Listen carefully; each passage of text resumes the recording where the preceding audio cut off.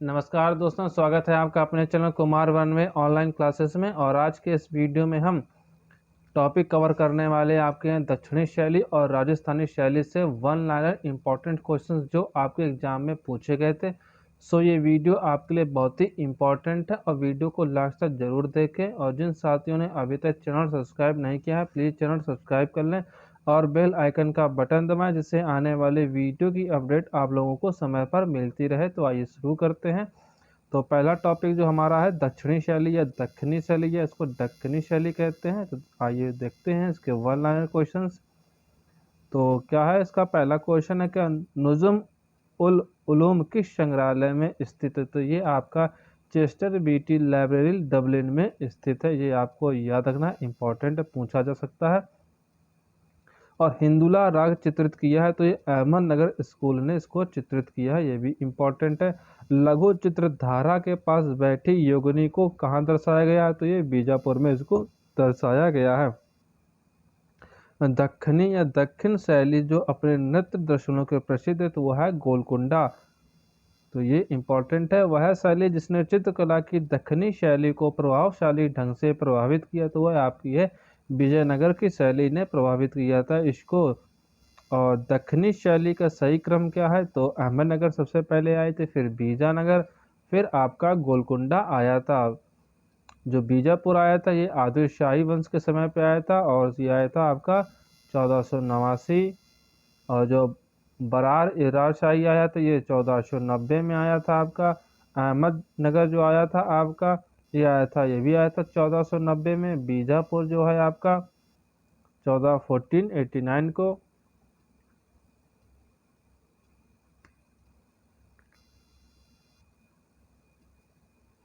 और जो गोलकुंडा है ये आपका आया था 1512 में। तो ये आपको याद रखना है। दक्षिणी साम्राज्य एक विशेषज्ञ होने के साथ साथ चित्रकार एवं सुलेखक भी था। तो वो था आपका इब्राहिम आदिल शाह सेकंड।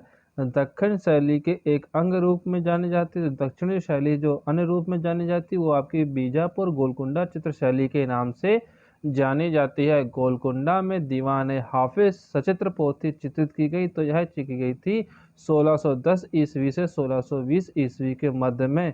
और गोलकुंडा शैली फैली थी, जो गोलकुंडा शैली फैली ये आपकी दक्षिणी शैली में फैली थी। इसका जो विकास हुआ दक्षिणी शैली में गोलकुंडा शैली का विकास हुआ था। और दक्षिणी शैली मूलतः कहाँ पर केंद्रित थी, तो ये आपकी बीजापुर क्षेत्र में केंद्रित थी। गोलकुंडा यानी कि जो आपकी दक्षिणी शैली है बीजापुर में केंद्रित थी। और देखते हैं राजस्थानी शैली से वन लाइनर क्वेश्चन जो आपके पिछले एग्जामों में पूछे गए हैं।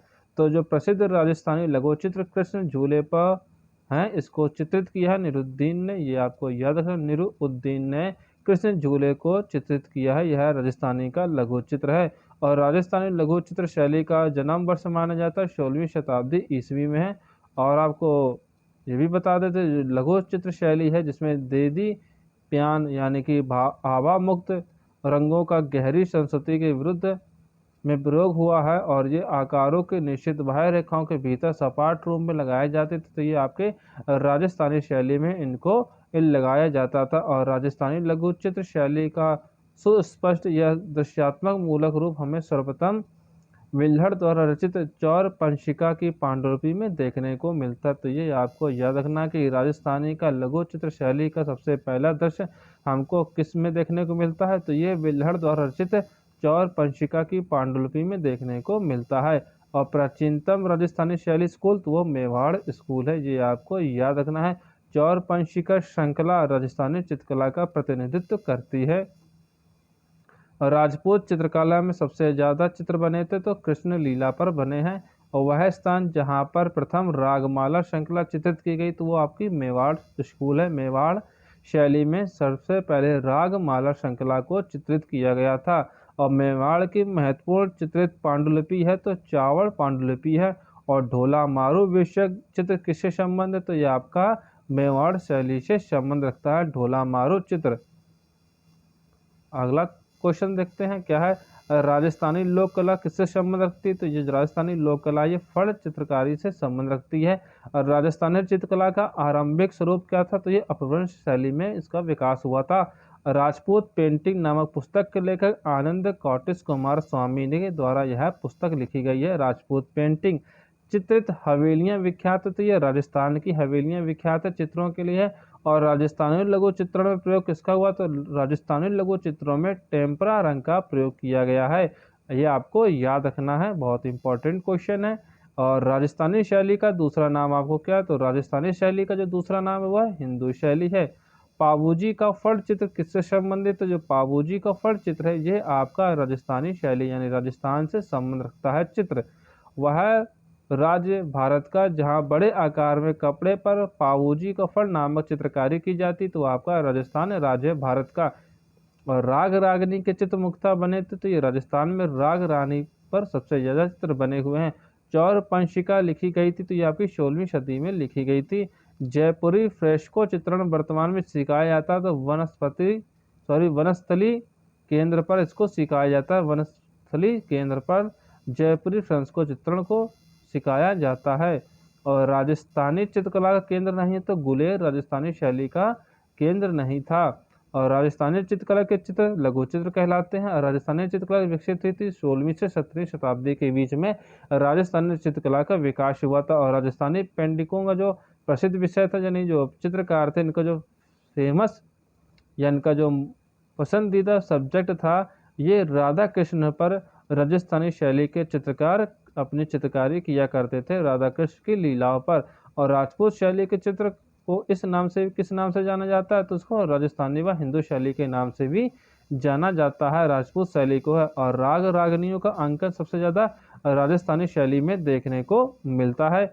अलग अलग राजस्थानी चित्रों की पहचान का उत्तम साधन, तो वहाँ की जो चित्रकारी में जो आकृति थी उनमें जो आंख है उनका सबसे अच्छा अंतर देखने को मिलता है। अलग अलग राजस्थानी जो चित्र हैं उनमें आंख से आप पता कर सकते हैं कि किस चित्र में या किस चित्र में किस शैली का प्रयोग किया गया है। तो चौरपंशिका चित्रण कहाँ पे हुआ, तो इसका राजस्थानी शैली में इसका चित्रांकन हुआ है चौरपंशिका का। और गीत गोविंद का चित्र संबंधित तो आपका ये प्रेम से है। भगवान की लीलाओं से संबंधित कृष्ण भगवान के चित्र राजस्थानी कला में सबसे ज्यादा बने हुए हैं। ये सबसे अच्छा सब्जेक्ट माना जाता था, पसंदीदा सब्जेक्ट था राजस्थानी शैली के चित्रकारों का कृष्ण लीला के चित्र। और राजस्थानी पहाड़ी का सम्मिलित नाम क्या है, तो राजपूत शैली इसका नाम है, राजस्थानी पहाड़ी का। अगला पॉइंट देखते हैं, आय सम्मेलन है क्या सूची फर्स्ट को सूची सेकंड से, तो निहाल चंद किशनगढ़ शैली के प्रमुख चित्रकार, डोंडिया ये बूंदी शैली के, साहेब राम जयपुर शैली के प्रमुख चित्रकार है। और निसारुद्दीन ये मेवाड़ शैली के प्रमुख चित्रकार है। मोल्ड एवं कंट्रास्ट चमक से युक्त रंग संगीत की विशेषता राजस्थानी शैली की है, ये आपको याद रखना इंपॉर्टेंट है ये पॉइंट। और विशुद्ध भारतीय शैली कला कहलाती है, तो ये मेवाड़ स्कूल में है। प्राचीनतम राजस्थानी स्कूल है तो मेवाड़ है। चित्रकार निसारुद्दीन संबंध तो राजस्थानी शैली से इनका संबंध है निसारुद्दीन का। और आरंभिक मेवाड़ शैली का सचित्र ग्रंथ तो चौरपंशिका है। पिछवाई लोक चित्रकला कहाँ मिलती देखने को, तो ये आपको राजस्थान में देखने को मिलेगी पिछवाई चित्रकला। और चित्रकला का राजस्थान स्कूल कौन सा है, तो वो है आपका बूंदी। भित्ति चित्र मिलते हैं आपके, तो देवगढ़ में भित्ति चित्र देखने को मिलते हैं। वह स्थान जहाँ पर प्रथम रागमाला श्रृंखला चित्रित की गई, तो वो मेवाड़ स्कूल में मेवाड़ शैली में है। और मेवाड़ की महत्वपूर्ण चित्रित पांडुलिपि कौन सी, चावड़ पांडुलिपि है। और ढोला मारू विश्व चित्र किससे, तो मेवाड़ शैली से इसका संबंध है ढोला मारू का, ये इंपॉर्टेंट है। मेवाड़ शैली का प्रमुख केंद्र क्या था, तो मेवाड़ शैली जो प्रमुख केंद्र वह उदयपुर था। मेवाड़ शैली की प्राचीनतम कृति मानी जाती, तो जो मेवाड़ शैली की प्राचीनतम कृति मानी जाती वह है सुपासनाचर्यम, ये इंपॉर्टेंट मेवाड़ शैली की सबसे प्राचीन कृति है। यह मोटी एवं नटी मानव आकृति आपको मेवाड़ शैली में देखने को मिलेगी। मेवाड़ शैली के चित्रकार तो मनोहर हैं, ये बहुत ही इंपॉर्टेंट और प्रसिद्ध रहे हैं। और राजस्थान के पिछवाई चित्र कौन से, नाथ द्वारा क्षेत्र के ये पिछवाई चित्र थे राजस्थान के। कपड़े पर चित्रित चित्रकला का मुख्य स्थल कौन सा, तो वो आपका उदयपुर है। कीर्ति स्तंभ आपका चित्तौड़गढ़ में स्थित है। चौरपंशिका चित्रित पांडुलिपि पूर्व मेवाड़ शैली में इसका चित्रांकन हुआ है। और राजस्थान की नाथ द्वारा शैली में अधिक किस चित्र बने हैं, तो पटचित्र इस पर सबसे ज्यादा बने हुए। नाथ द्वारा शैली में यह राजस्थान की फेमस शैली थी नाथ द्वारा, और इस पर सबसे ज्यादा पटचित्र बने हुए हैं। मेवाड़ चित्रों का प्रिय विषय क्या रहा? तो मेवाड़ चित्रों को सबसे ज़्यादा जो कलाकारों का प्रिय सब्जेक्ट रहा वो था कृष्ण की लीला पर, यानी कृष्ण रहे। और उस्ताद रुकनुद्दीन द्वारा विकसित चित्र शैली राजस्थानी लघु चित्र शैली की बीकानेर की उपशैली के प्रमाण की छात्र बन गई थी। ये आपको याद रखना है, बहुत ही इंपॉर्टेंट पॉइंट है ये। चौगान प्लेयर पेंटिंग संबंधित है, तो ये दारा जोधपुर से संबंध रखती है। पेंटिंग जो चौगान प्लेयर और महाराजा गज सिंह के शासनकाल में बीकानेरी लघु चित्रों से मुगलिया प्रभाव लुप्त होने लगा और मारवाड़ी शैली का प्रभाव हावी हो गया। तो ये आपको याद रखना है, किस महाराजा के समय पर जो बीकानेरी लघु चित्रों से मुगलिया प्रभाव समाप्त होकर पर मारवाड़ी शैली का प्रभाव हावी हो गया था। तो वो राजा थे आपके गज सिंह के शासनकाल में यह काम हुआ था। चित्रकलाओं की ढोला मारवाड़ी श्रृंखलाएं प्रसिद्ध है, तो आपकी जोधपुर शैली यानी जोधपुर स्कूल की फेमस है।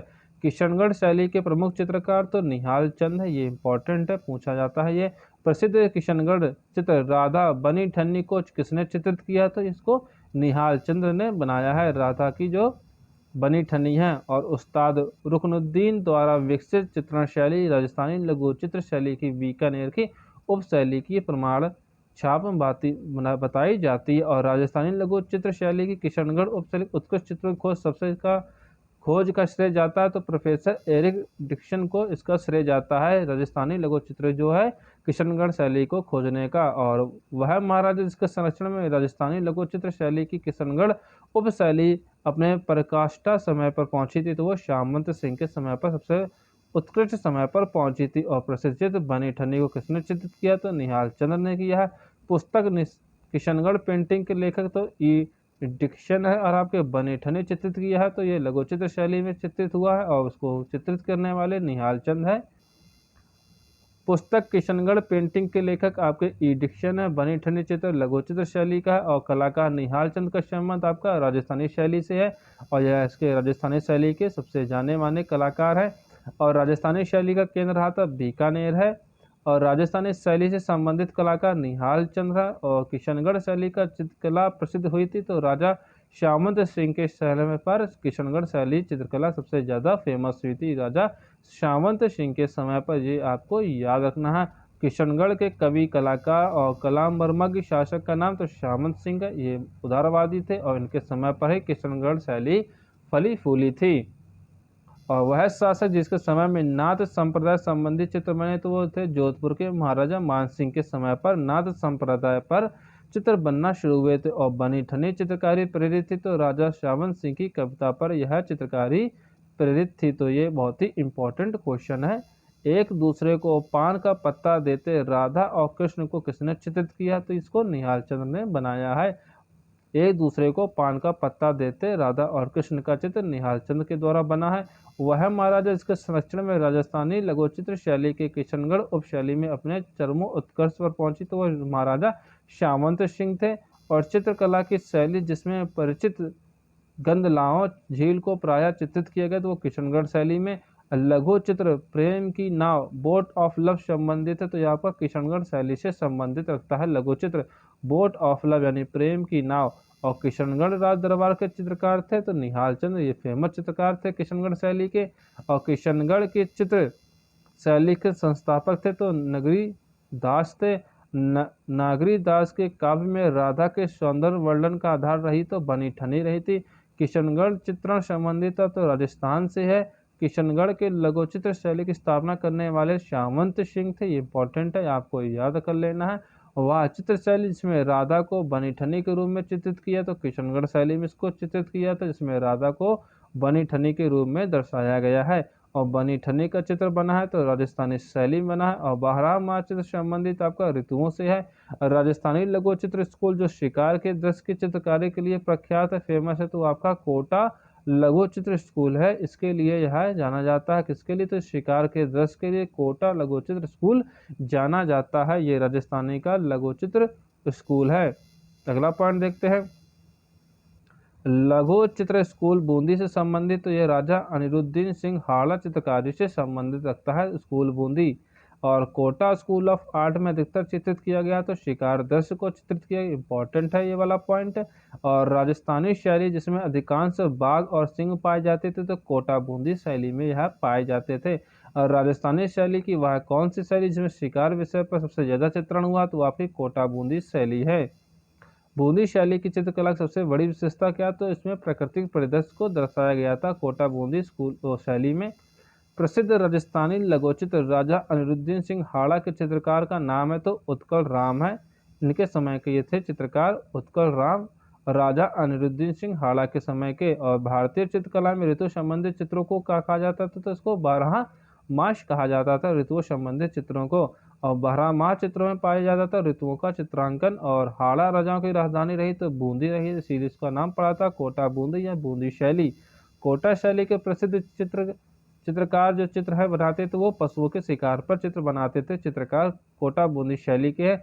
और राग दीपक चित्र किसका, तो ये राग दीपक चित्र बूंदी शैली का है। और बूंदी शैली के चित्रों में अधिक प्रयोग किया गया तो सोना चांदी रंग का प्रयोग किया गया है बूंदी शैली में, इंपॉर्टेंट है। भारतीय लघु चित्रों की बूंदी शैली का उत्कर्ष वर्ष है तो किसमें हुआ था, किस राजा समय में, तो ये राव उमेद सिंह के समय में बूंदी शैली का उत्कर्ष हुआ था भारतीय लघु चित्रों का। और बूंदी शैली के लघु चित्रों का प्रमुख विषय क्या था, तो रागमाला था। और राजस्थान की कोटा शैली के विषयों का जो विषय थे उसका सबसे ज्यादा उन्होंने किस पर चित्रांकन किया, तो उन्होंने पशुओं पर किया है। महान कला प्रेमी राजा उमेद सिंह 1771 से 1820 में इनका समय था, तो उनमें किस शैली का विकास हुआ था इनके शासनकाल में, तो उसके शासनकाल में कोटा शैली का विकास हुआ। और सुरजन नामक चित्रकार प्रमुख चित्रकार था तो बूंदी शैली का था। बूंदी शैली को प्रोत्साहन मिला था तो राजा राव सुरजन के समय में बूंदी शैली को प्रोत्साहन मिला था। और बूंदी चित्र शैली की रंग योजना क्या थी, तो चटकीली थी। तो बूंदी शैली में जो चित्र बनते थे ये चटकीले रंग के चित्र इस पर बनते थे बूंदी शैली पर। 18वीं शताब्दी के उत्तरार्ध पर हंटिंग द वाइल्ड बोर शीर्षक पेंटिंग का संबंध किस शैली से है, तो इसका संबंध आपका बूंदी चित्रकला शैली से है। हंटिंग द वाइल्ड बोर शीर्षक पेंटिंग का संबंध आपका बूंदी चित्रकला शैली से है, जिसका निर्माण 18वीं शताब्दी के उत्तरार्ध पर हुआ था। अगला पॉइंट देखते हैं, जंतर मंतर निर्माण करवाया था, तो जंतर मंतर का जो निर्माण करवाया था वो करवाया था राजा समय जयसिंह सेकंड ने। और राजस्थानी शैली की राजपूत चित्रकला का दूसरा नाम आपका जयपुर कलम है।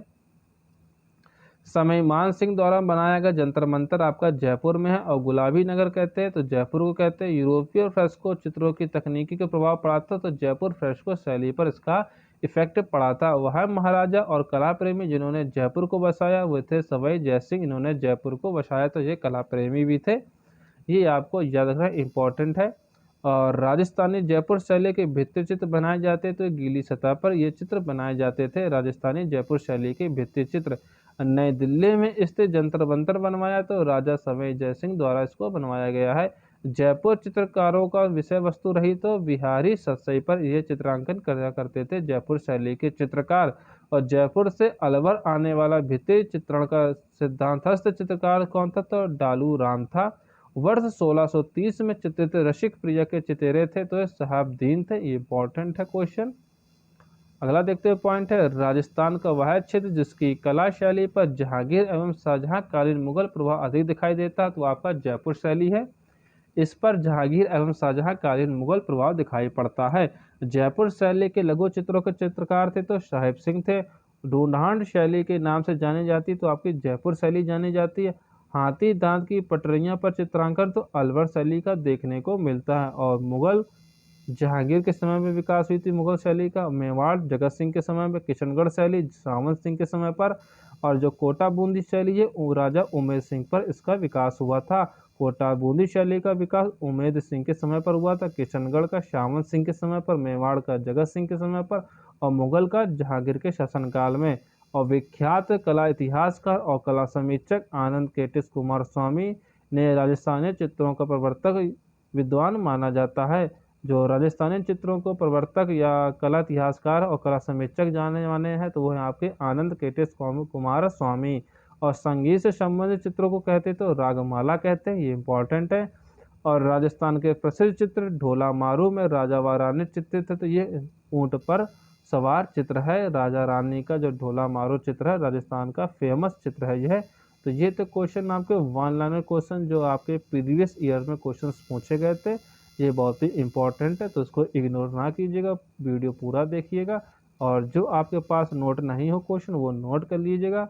और आज का हमारा जो टॉपिक था वो था दक्षिणी और राजस्थानी शैली से, और कल इसका जो अगला वीडियो आएगा जिसमें हमारा अगला टॉपिक होगा, टॉपिक हमारा रहेगा बहुत ही इम्पोर्टेंट टॉपिक रहेगा, जिसमें हम करने वाले हैं आपके पहाड़ी चित्रकला शैली से क्वेश्चंस। तो आप लोग को कल वीडियो, परसों वीडियो ये देखिएगा। और वीडियो देखने के लिए आपका बहुत बहुत धन्यवाद। और वीडियो अच्छी लगी हो तो वीडियो को लाइक शेयर और चैनल को सब्सक्राइब करना ना भूलें। और कल आप 1 बजे लाइव जरूर जुड़िएगा, जिसमें हमारा टॉपिक रहेगा आलेखन, आकृति और लय से, जिसकी हम कल प्रैक्टिस करने वाले हैं। तो आप कल 1 बजे जुड़ना ना भूलिएगा। और बहुत बहुत धन्यवाद वीडियो देखने के लिए, और वीडियो को शेयर ज़रूर करें और चैनल को सब्सक्राइब करना ना भूलें। धन्यवाद।